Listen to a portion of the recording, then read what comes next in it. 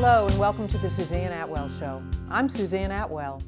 In this episode, COVID-19, public health, politics, and the loss of reason. Without a doubt, the most difficult, complex, and tragic story we have ever told.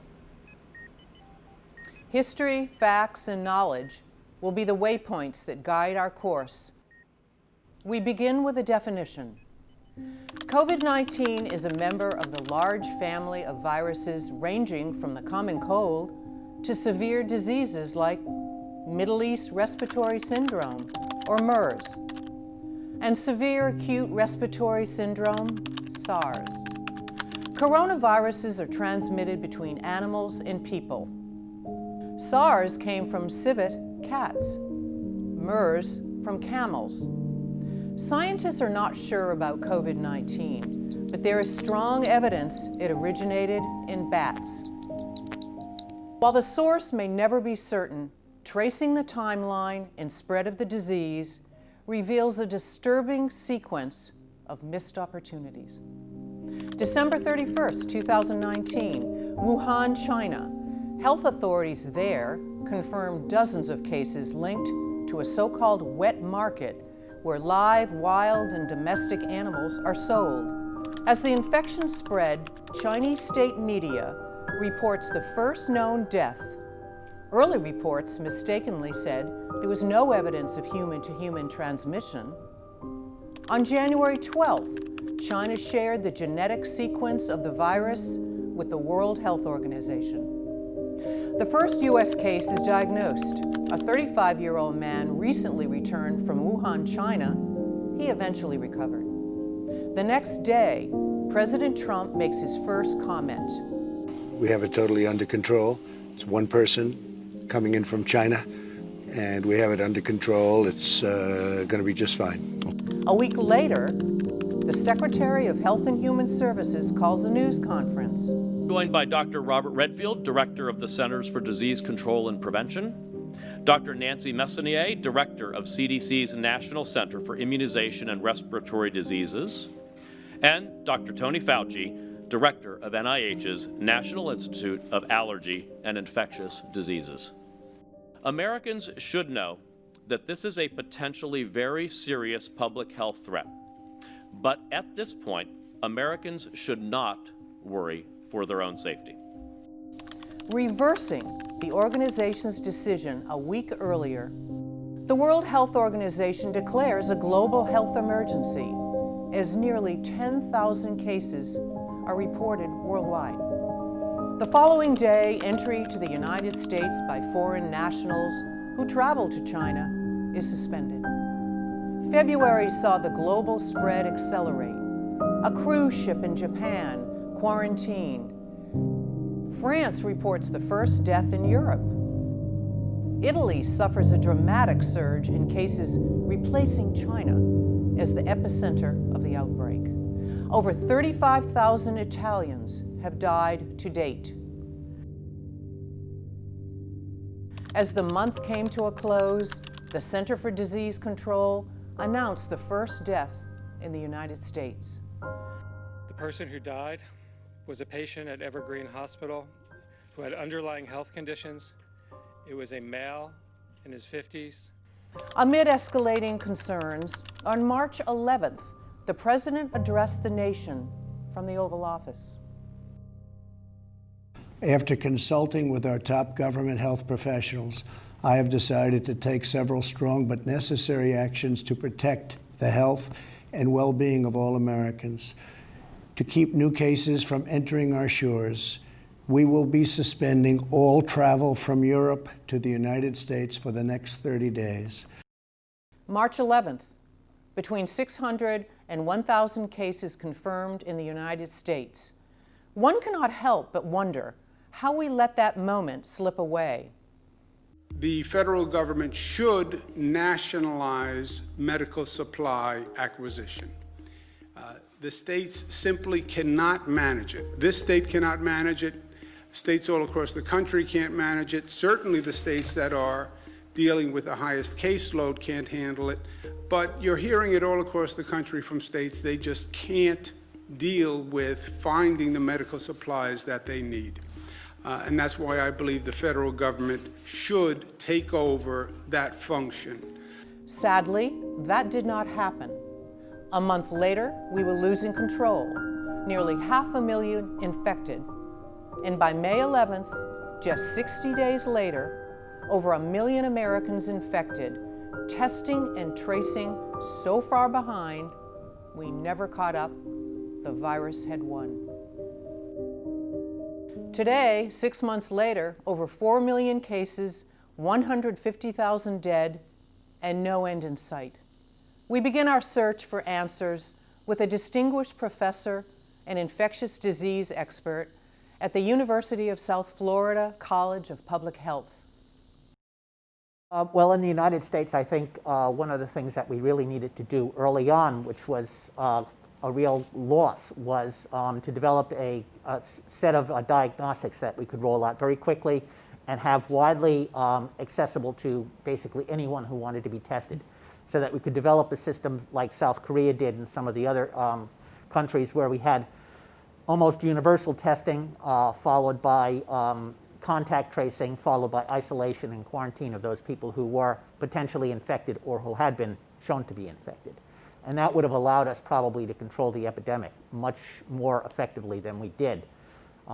Instead, what had happened, because of the lack of testing and some of the technical problems that were developed using with the CDC assays originally, we lost about 6 weeks there. And as the virus spread, all the states were literally bidding against each other in the open market. So is it a mistake, in your opinion, not to make full use of the Defense Production Act?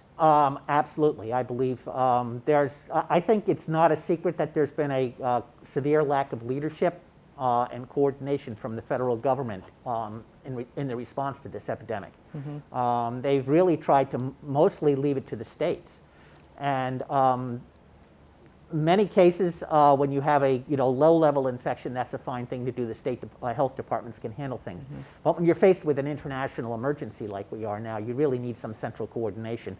Or you get, like you said, states bidding against each other for N95 masks and gloves and gowns and things. And that's just not really a very effective and efficient way to really combat the epidemic. And so what have other countries done that we could model that we didn't do? South Korea, for example, stood up very quick testing and contact isolation and tracing that helped really keep the epidemic down. A lot of countries are doing central coordination on their distribution of the PPE and the supplies that one actually needs to control the epidemic.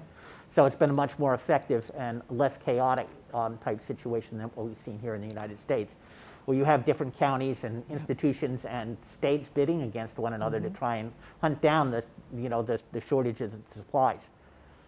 There's been persistent messaging conflicts, yes, as we know, between political leaders and the health experts. So do you think that the CDC has been marginalized? I think the answer is that yes, they have been marginalized by the politicians, and unfortunately I think almost all of the public health authorities have been marginalized. It's not just CDC alone, it's also, you can see what's happened lately with the COVID-19 board that he's put out there, that Donald Trump has put out there. They're no longer really speaking to the media nearly as much as they were before. And there have been mixed messages that have been coming from the White House and from the federal government, which really makes it very difficult to get people to really do what they really need to do. This is not really a political thing. This is a matter really of life and death. We're dealing here with a virus, right, that has a genome size of around 20,000 base pairs. It has no brain. Okay, it doesn't care whether you're a Republican or a Democrat or what race you are. It is just an implacable killer. You can't bully it away, you can't talk it away. It's just there, and it's going to take advantage of any openings that we give it. It's pretty scary to see how that we're pretty unprepared as a country. Do we need to stockpile masks and test kits? And so what can we do to prepare this country so that this doesn't happen again? Developing some sort of a stockpile for personal protective equipment and masks and those sorts of things is probably something that's really important to do.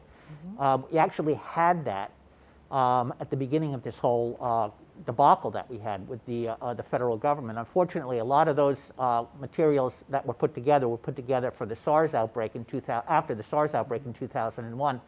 A lot of the things that they'd been sitting in a warehouse and had never been rotated out. So a lot of the stuff that went out, ventilators went out that weren't working, masks that went out that had basically developed mildew and have been rotting away because they've been sitting in storage for 10 years or so.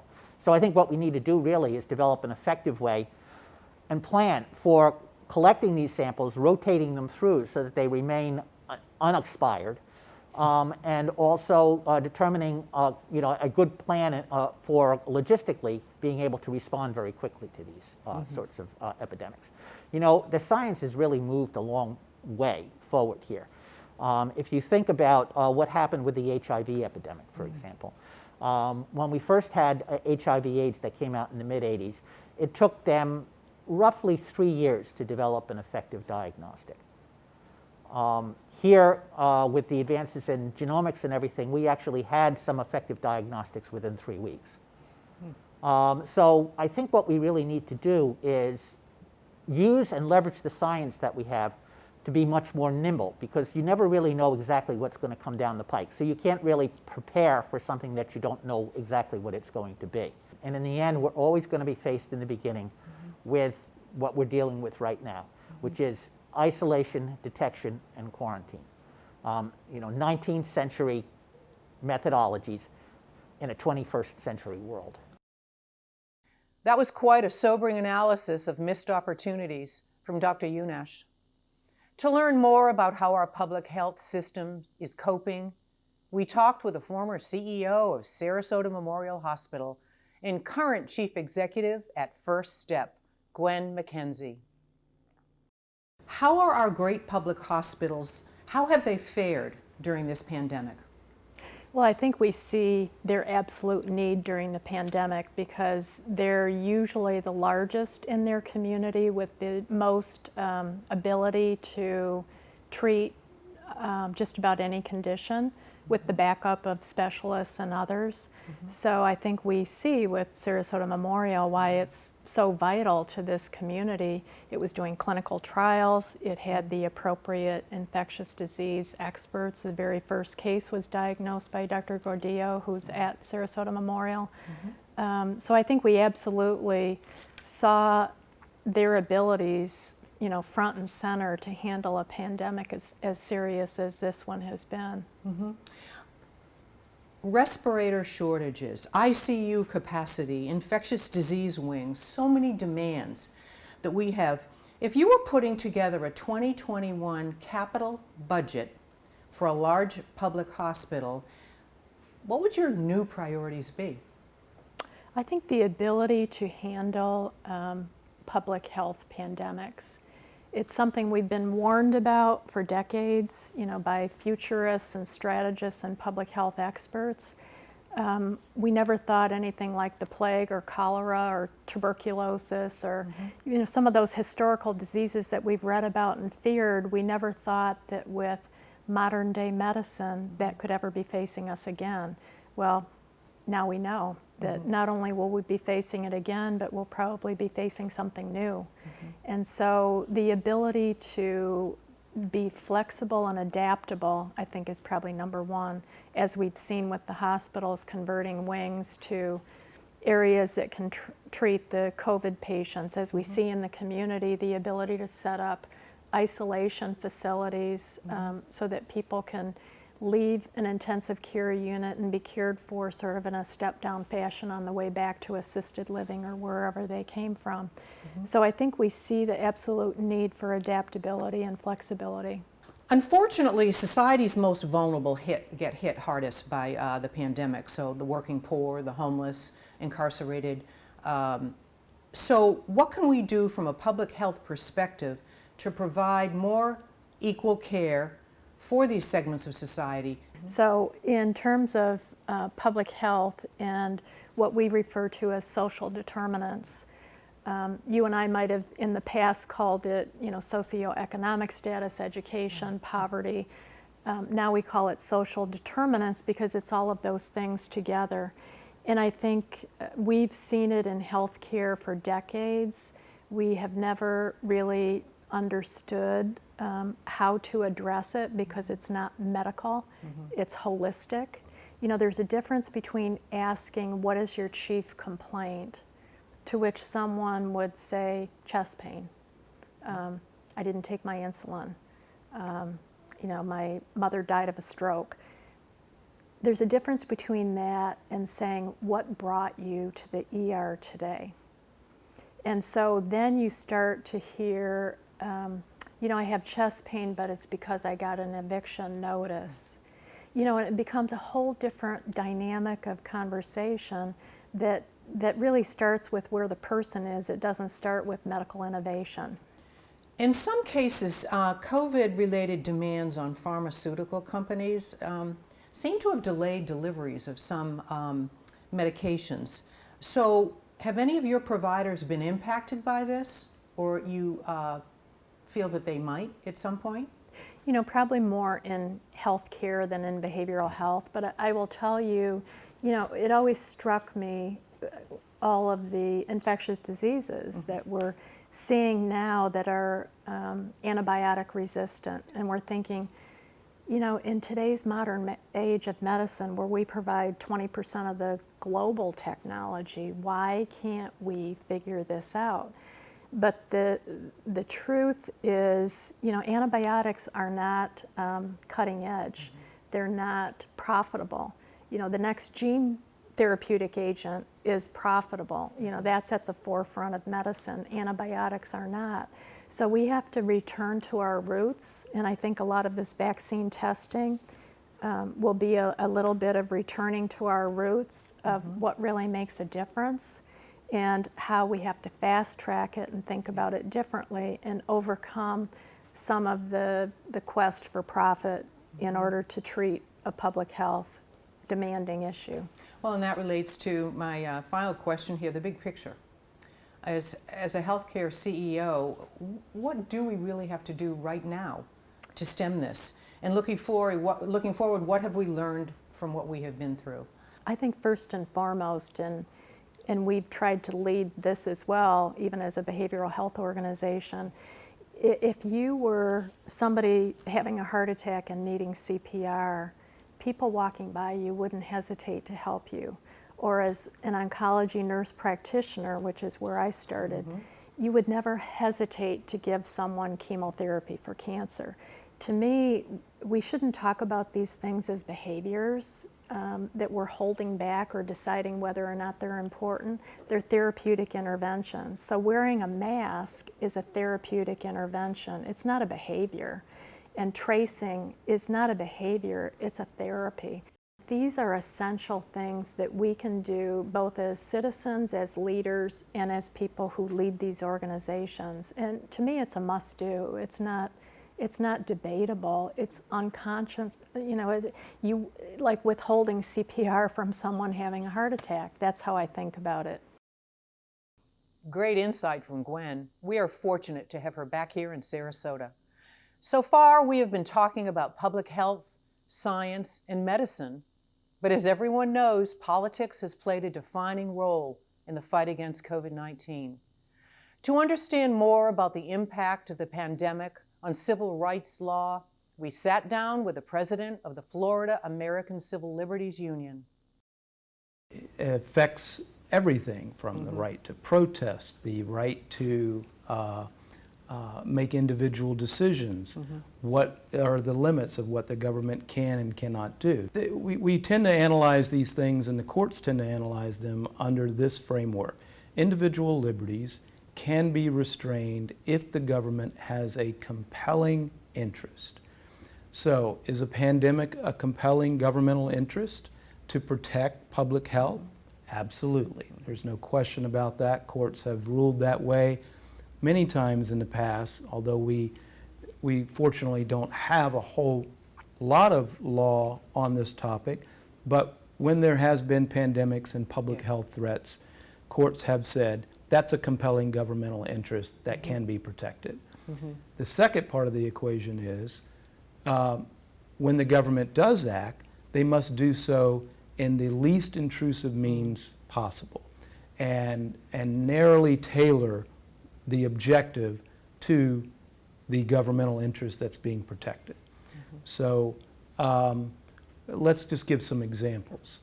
10 or more, crowds of 10 or more gathering, CDC guidelines.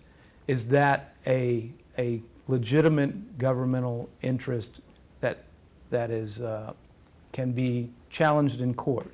Yes, it can be challenged, but overwhelmingly, courts have said, yes, those restrictions can be placed in a public health crisis. Mm-hmm. Wearing a mask, yes, it can be compelled to quarantines. Mm-hmm. If individuals are infected, they mm-hmm. can be confined to their home. Mm-hmm. And if they leave their home, they can be confined somewhere else. Mm-hmm. You don't have a right to infect someone else. Mm-hmm. You have a right to protest, you have a right to conduct yourselves accordingly, but the government can impose restraints when there is a legitimate and compelling governmental interest. Mm-hmm. Florida sunshine laws. I read that the state ordered county health departments and hospitals not to share COVID-19 results, and that they'd have to be sent on up to Tallahassee first. Yeah, big problem. Transparency in Florida is a constitutional right. Mm. It's enshrined in our state constitution. It's one of the few states that has that right directly in its constitution. Mm-hmm. We don't think that's a good idea. In a pandemic, the citizens need more information, not less. Mm-hmm. The media need more information mm-hmm. about what's going on, what the plan is, what are we doing, particularly since our rights are being curtailed. We are willing to give up individual freedoms if we know what's going on. Mm-hmm. And that is contrary to the Florida constitutional provision on open government and transparency in government. And we think that the governor and the state are making really bad decisions when it comes to informing citizens about what is really going on. You're the president of the Florida ACLU, so what do we do when the rule of reason flies in the face of the rule of law? Well, we look to leadership in government, and that's normally what we do. Mm-hmm. And sadly, our government has failed us. Mm-hmm. They have not been transparent with us from the beginning about COVID-19. As we went through the process, we went, no, you don't need to worry about masks. Oh, it's going to be over by Easter. Mm-hmm. It just was rejecting science for political reasons. Mm-hmm. And we're in an election year. Normally mm-hmm. things are a little crazy, but with a pandemic, they're even worse. So the rule of law depends on leadership, mm-hmm. and that is glaringly deficient right now at the state level, at the county level, and even at the local city level. Prisons, they're starting to empty. What's the significance of that? What would the ACLU feeling on that? Well, we have said that in situations where individuals are incarcerated for nonviolent crime, right. who, it's a death sentence to be in a jail these days. Mm-hmm. So we brought litigation in a couple of county jails and detention facilities where COVID-19 was rampant, but mm-hmm. again, the government was trying to keep it quiet, was not testing people. And so we've been successful in getting many people released under these situations. Right. It was the philosopher Thomas Hobbes that said, when reason ceases, the law itself ceases, and it is the soul of the law.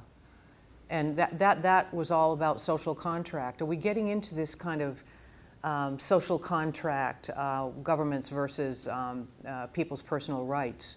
Where are we headed with all this, and how do we stop it? I think this illustrates something that we've forgotten. We consent to be governed.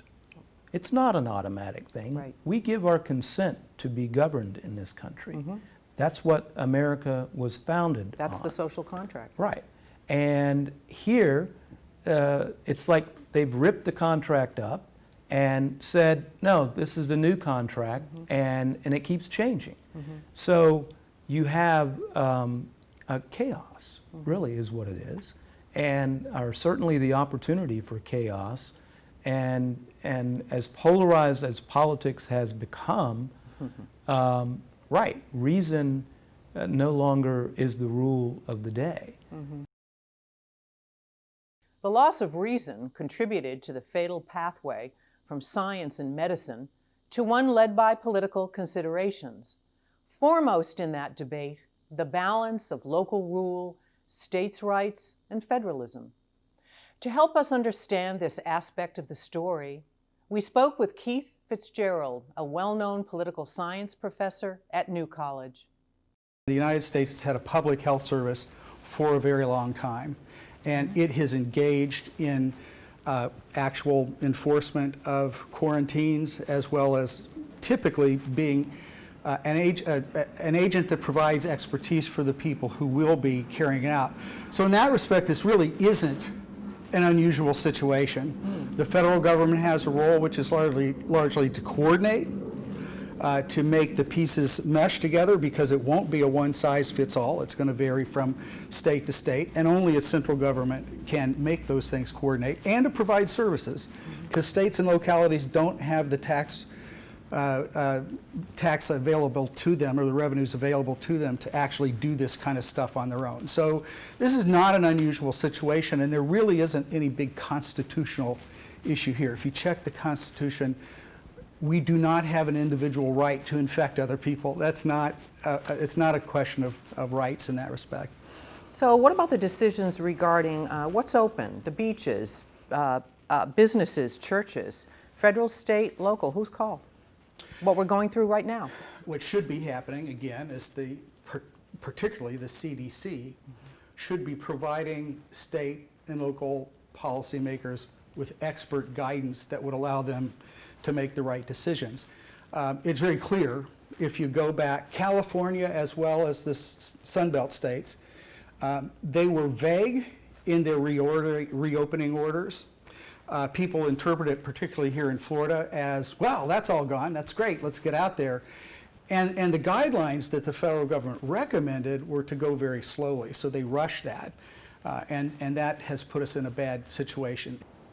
One of the things you've seen in the United States that differs substantially from every other country is that the federal government kicked the can down the road and gave it to the states, and Governor DeSantis has now said, well, it's really up to the counties and the cities. Yet, the state legislature preempts the power of local governments all the time. So one of the things I think everybody ought to be wondering about is, how does federalism actually work? You know, because the president doesn't have a power to just command everybody in the United States, because he doesn't have any enforcement mechanism, for one thing. But you know, the states do need guidance and expertise about how to do things and in what order and that sort of thing. Well, the Florida Teachers Union just sued Governor DeSantis on the ordering schools to open, so that they want the local superintendents in charge, not the state. So it puts our local jurisdictions, I think, at risk. Yes. Do you agree with that? I totally agree with that, and I think that as somebody who's been in local government, you know that you can do a lot of things as long as you understand what your authority is and what your revenues are. And here's a situation where people don't know what their authority really is. It's very confusing. And you know, you always have to remember when you're talking about state and local governments is that they are fiscally constrained. And the state of Florida is coming into a very bad situation here as they look at the next budget, because sales tax revenues are going down and their costs are going up. So Medicaid they have a contribution to make in Medicaid. So there's going to be less revenue and more demands for it. What are the locals going to be doing for the extra revenue they need if they're actually going to be the party implementing some sort of strain? They need help. And the federal government can do that as well. So what should happen? What should happen? Yeah. Well, what should happen is that the president should, first of all, become a leader using his bully pulpit powers to explain to people that this is not some kind of ruse. It's not some kind of trick. It's not about some cabal of, I don't know, progressives or whatever trying to con us into wearing masks for some reason I don't quite understand. He needs to lead us and tell us this is a big deal, but if we work together and care about each other, we can make progress. That would help. So, with all we've talked about, what are the lessons we've learned here from the pandemic about the rule of law versus the rule of reason? Well, one would hope the rule of law and the rule of reason would mesh very well, because the laws are supposed to be rationally based to achieve particular ends with the legitimacy of having an elected government do it. I have great concerns for the definition of the Constitution as it operates. Clearly what the founders did not want, what they clearly wanted to avoid, was a king or an executive with a personal army that could be deployed against people, citizens of the United States. That should be out of bounds. On the other hand, we want to calibrate federal power very carefully as well, because there's always a potential for a power grab.